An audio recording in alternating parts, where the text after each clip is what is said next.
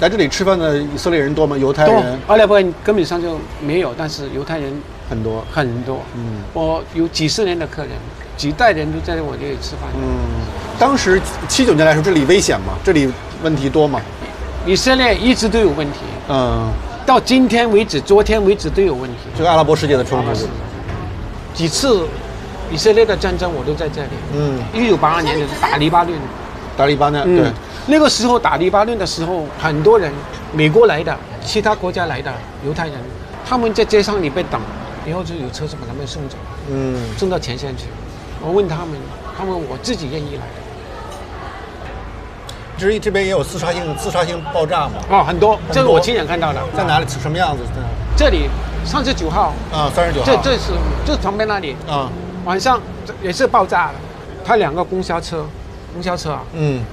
他等那个公交车到站的时候，这个公交车到站，那个恐怖式的引爆，2个公交车的人死伤很多人。他爆了以后，还有第2个人看到你们很多人在这里，第2个人进来爆了。什么时候爆炸最严重啊？一直都有。我们都已经怕。现在少一些了，是吧？没有了，根本上没有。现在没有了。就因为建那个墙，是不是？是，很有效，是吧？有效。但是巴勒斯坦人就很愤怒嘛，建这个墙，把人与人之间都分开了。以前有圣经记载的时候是犹太人的地方，后来犹太人2000多年的时候，他们这人就散掉了，逃到全世界的地方去了。以后阿拉伯人进来这里，生活了1000多年，他们也是当这里是他们的一辈子，他们的家，所以我觉得应该有和平的一点，大家就应该互相体谅一下，大家互相残杀，这不是一个好的解决方法。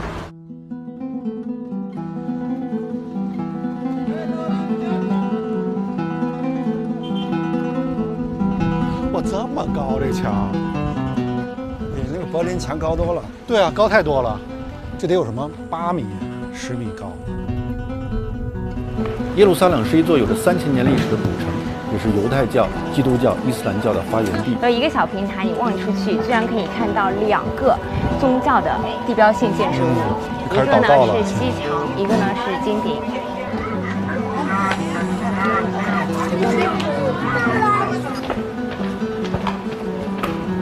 与耶路撒冷相距1小时车程的特拉维夫，却是一座引领世界科技的现代都市。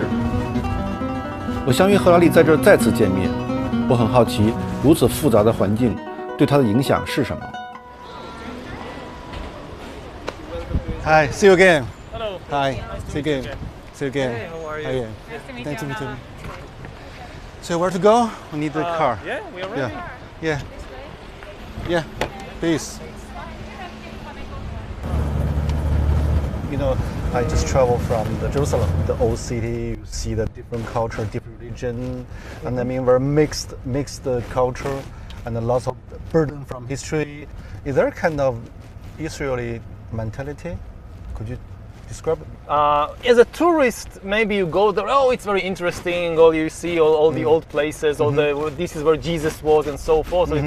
But you live there. The amount of hatred in that place. It's like a nuclear reactor of hatred. You know, religion can be a wonderful thing, but when you live in Jerusalem, you realize that it can be a terrible thing. Yeah. How much hatred and anger. Ideally, a temple or a religious place is a place where you go in order to experience peace and harmony. If you go to a temple and you experience hatred and anger, then this is a dysfunctional temple. It's not working, you know. It's like going to a hospital and getting back even more sick. So Jerusalem for me is a dysfunctional temple.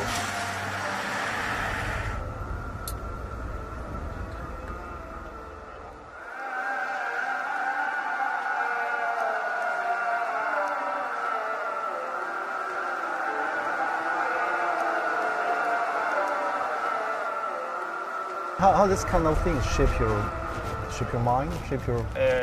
The influence on me of if this is what you ask, it obviously has an impact. I mean, if you live in a place like Silicon Valley, maybe you can have this kind of utopian vision of a world governed by science and by rationality and things like that. But if you live in the Middle East, it's obvious to you that you cannot escape this tension, because all around you people are killing each other because of their belief in fictional stories. So it's very clear to you that fiction is an extremely powerful thing. My house, the village where I live, is exactly middle of the way between Tel Aviv and Jerusalem. On the one hand, I'm very connected to this world of Tel Aviv. Yeah, modern technology, modern technology, world, high tech, all that. And on the other hand, very connected to Jerusalem with all the religion and mythology, and especially this is why I think much of my writing and scholarship is about this tension between the modern world of the 21st century and artificial intelligence and all that, and on the other hand, the still great impact of all these mythologies and fictional stories and religions. When did you notice the tension? When did you notice the hatred of religions and I think only when I left Israel and I went to do my PhD in Oxford, then I realized how much tension there is in the place where, when you're born into it, you think, well, this is how the world is. And only when you go out, you realize, no, this is not how the world is. 为了更充分理解这个国家与赫拉利，我约了几位当地人闲聊。我的朋友王石正在以色列游学，他与我一同前往。007那个谍战片的这个行业，对。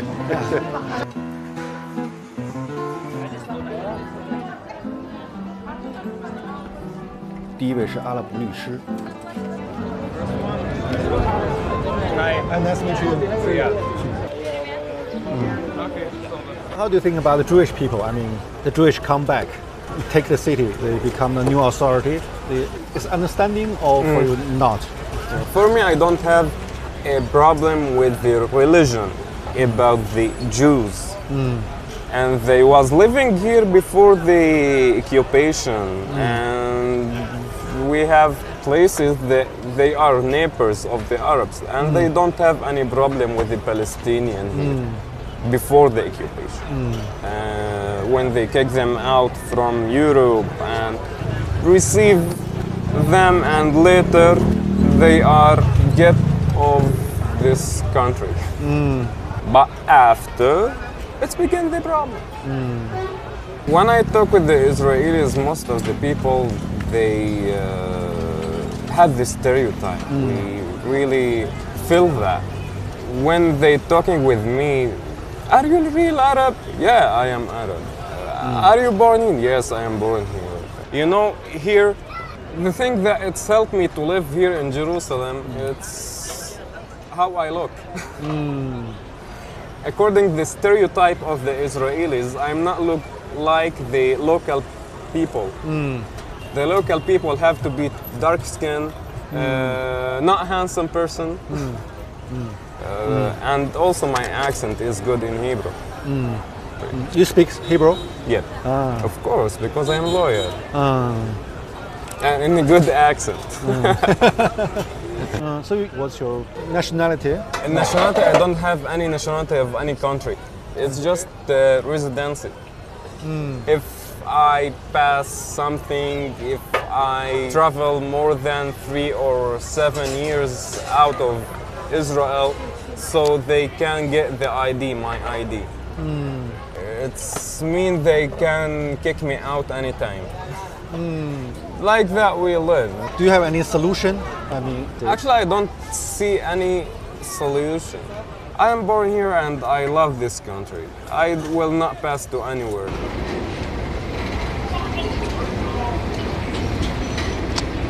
Forgot a car. Oh, it's okay. It's okay. It's okay. When did you arrive? Sorry? When did you come to 2 days ago. Oh, 2 days ago. So you've been around. Yeah, spent 1 day in Jerusalem and here. Yeah, come here. Yeah. You're much more relaxed than in China. me. Yeah. Yeah, because in China you run around from Yeah, here yeah, yeah. and here Too it's many like, things. Yeah. Oh, what nice view. You want some water? Yes, Some water would or- be nice.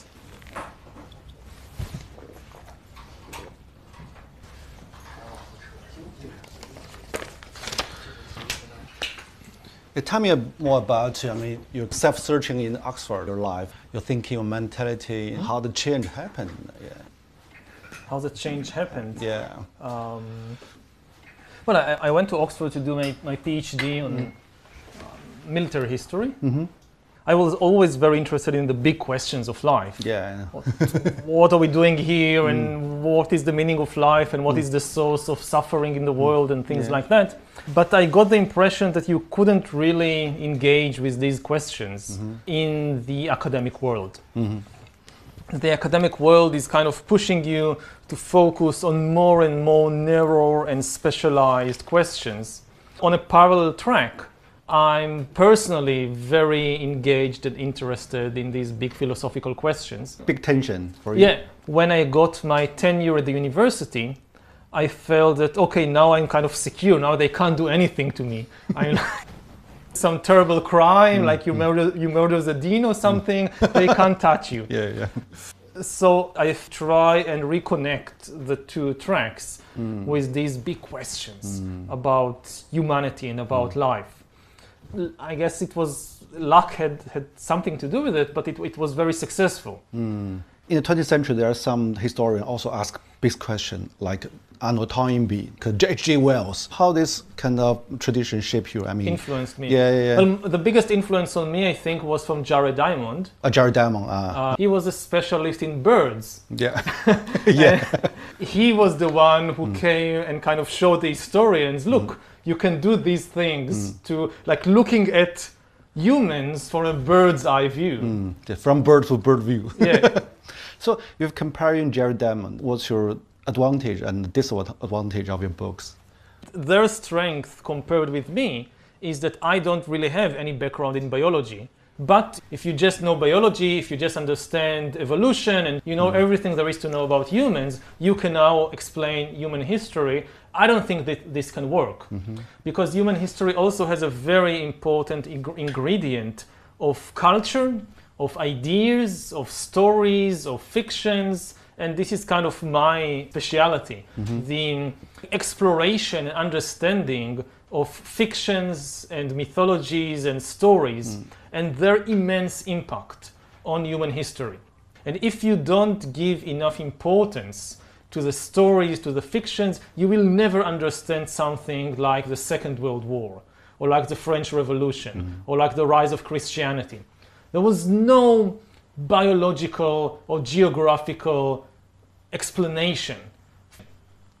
So what do you think the major flaw of your theory? Have you ever think about it? Of my theory? Yeah, your perspective. You try to explain the whole world, the history, but what's the major flaw in the process?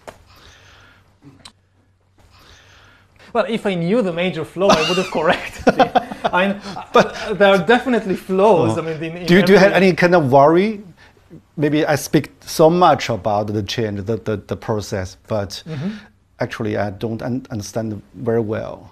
Do you have any kind of concern? There are many areas. Because your tongue in the books is so confident. So, yes. Yeah. There are many areas that I talk about and I have no first-hand experience. I just rely on what the experts in the field say and I believe them. And I have no ability to kind of verify for myself that what I'm saying is true. I just believe them. So it's only second-hand knowledge. I read articles and books about artificial intelligence and what are the principles behind the program, behind the machine learning. So I trust that they are right. I hope that they are not kind of, making this colossal mistake and leading the entire world after them. 赫拉利对多领域的探索，对二手知识的运用与宏大叙事的热情，让我想起另一位以色列朋友，他即将成为一位拉比，是位教授塔木德的老师。这部古老的典籍覆盖了犹太教的律法、习俗、祭祀、礼仪等。You gonna join me? Sit. Yes. Okay. Come, welcome.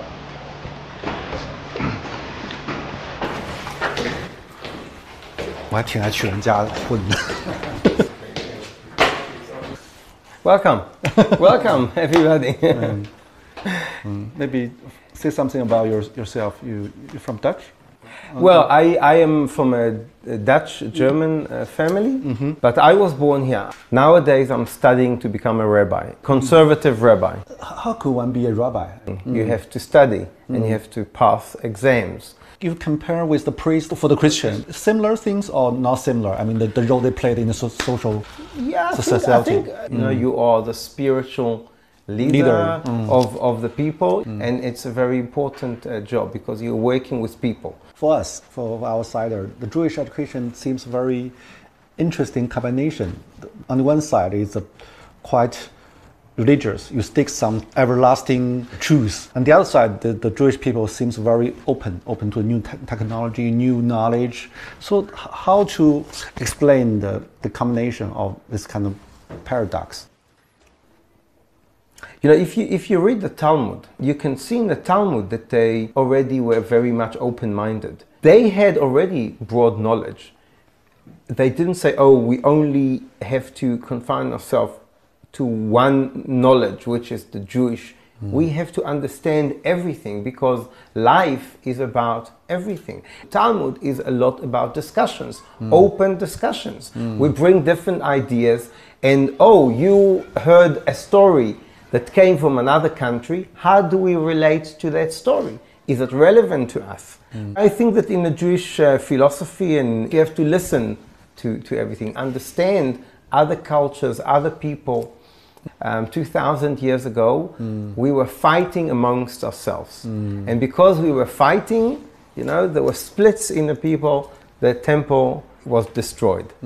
So, you know, I think that the big issue of today is how do we build bridges? You know, how do we educate the next generation so we build bridges to people who are different than us?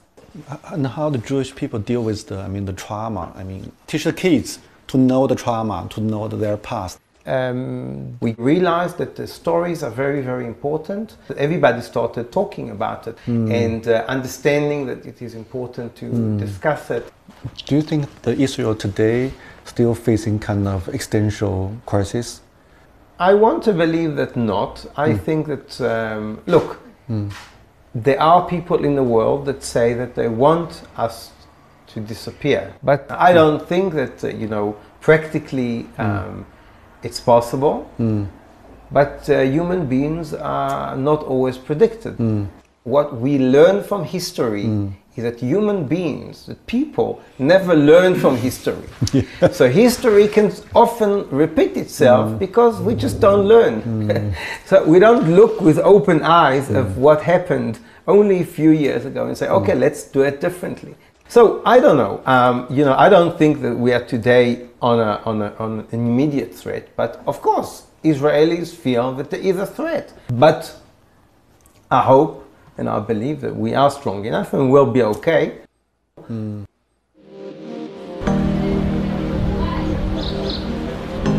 在以色列，宗教深入人们的生活，不同教派主张各异。 The fulfillment of my people's prayers for 2,000 years, 3 times a day. The Jewish 海雅是一位有着3个孩子的正统教犹太人。 Do you still feel lots of dangers everyday life, in everyday life? You know, there was a time when there were a lot of car rammings going on in Jerusalem where terrorists would ram their cars into children. That was a scary time.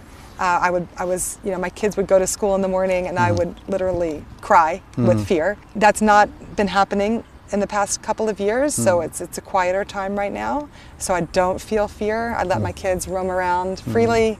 From your point of view, how to, settle the huge conflict between Israel and Palestine is possible? I mean, during so long time. Right. I think with the consciousness that we have today, it's not so possible.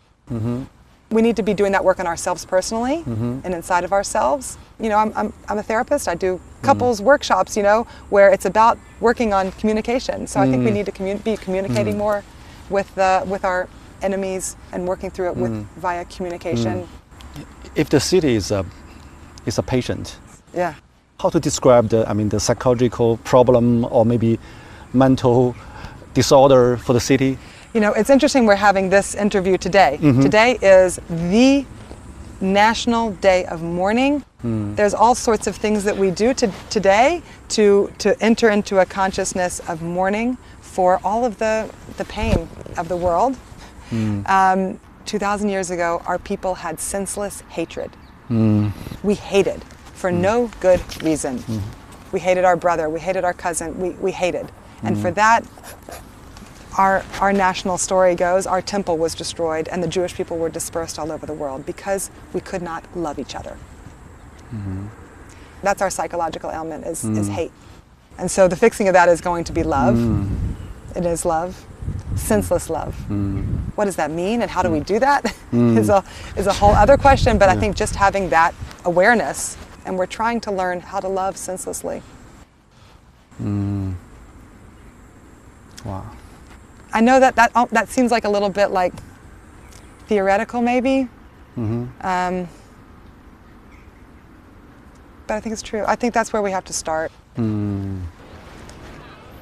So in your book, you also mention about the global meaning crisis. Actually, people don't know who they are and they lost identity. So how to cope with it, from your point of view? How to deal with the phenomenon? We can't come back. We can't go back. We can't go back. This should be But very clear. Yeah, we the road must create back. new. Yeah, what's new? What's the new meaning? I think that always the key is to get to know ourselves better. When people ask what is the meaning of life, they usually expect to be told some story about the universe, which gives them some role to play.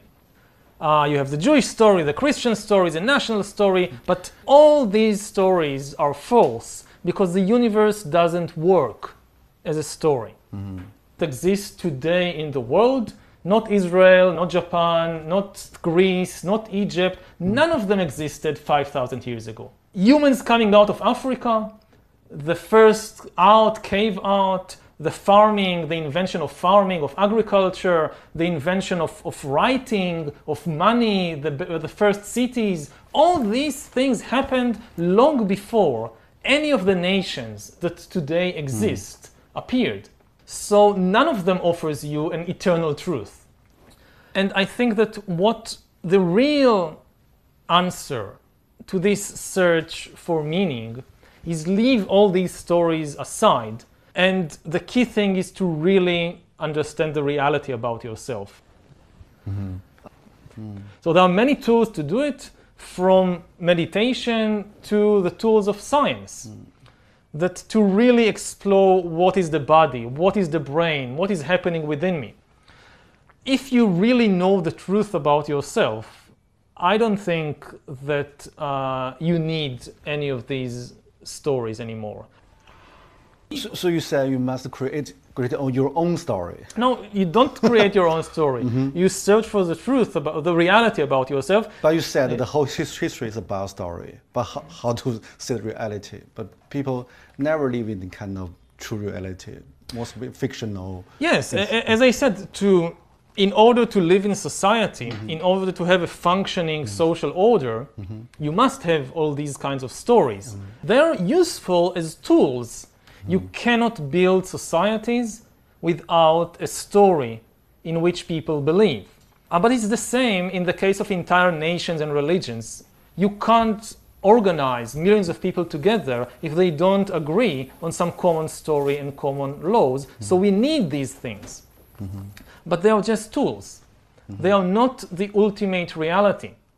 If you mistake these imaginary stories for the ultimate reality, then you will never know the truth about yourself, and you will start usually sacrificing people for the sake of imaginary story, like what is happening in the Middle East all the time. 它算一种启蒙啊，让你想这些问题 ，AI 什么问题。但是大部分情况下，大家不会真的想嘛，大家只是盲从某种新的说法而已，新的流行而已。它不是催促你更复杂性的思考，或者说要面对自己的很多问题。它更像是一种抚慰剂的方式。启蒙还是要很多自我发现的觉醒。你看那个乌鸦在上面，下面卧虎藏龙，哇，好漂亮！你从建筑形上显然它是有点博采众长，就有点和像他要把其他的宗教大同是吧？完全大同在这儿。